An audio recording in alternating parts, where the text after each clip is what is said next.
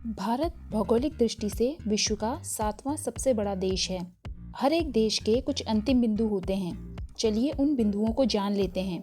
भारत जो है उत्तर से लेकर दक्षिण तक और पूर्व से लेकर पश्चिम तक फैला हुआ है। अगर हम इसके उत्तरी बिंदुओं को देखें तो इसका जो नॉर्थ एंडिंग पॉइंट है वो लद्दाख में स्थित है। लद्दाख एक केंद्र शासित प्रदेश है।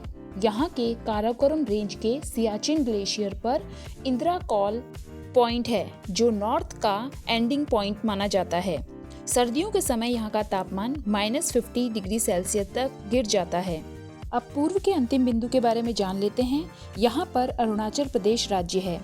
इस राज्य में स्थित किबिथु को पूर्व का अंतिम बिंदु माना जाता है। यहीं पर एक शहर है जिसका नाम है वालांगू। इसे भी कुछ लोग ईस्ट का एंडिंग पॉइंट मानते हैं।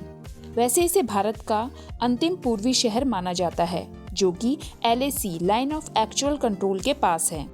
पश्चिम में गुजरात के कच्छ में स्थित सर क्रीक को पश्चिम का अंतिम बिंदु माना जाता है। यहीं पर गोहर मोती भी है जिसे पश्चिम का अंतिम बिंदु कहा जाता है। यहाँ पर तेल और गैस के भरपूर भंडार हैं।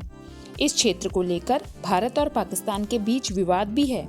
यहाँ की जो सीमा रेखा है वो 96 किलोमीटर लंबी है और यहाँ का जो विवाद है वो समुद्री सीमाओं को लेकर है। भारत के दक्षिण में अगर हम बात करते हैं तो यहाँ पर 2 दक्षिणी बिंदु माने जाते हैं, एक मुख्य भूमि का दक्षिणी बिंदु और एक सागरी सीमा का दक्षिणी बिंदु।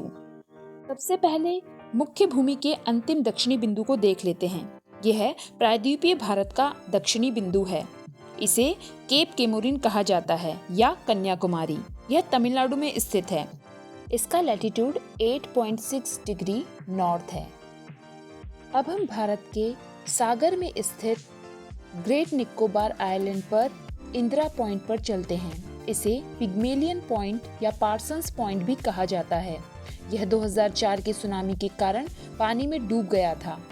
यह 6.4 डिग्री नॉर्थ लैटिट्यूड पर स्थित है।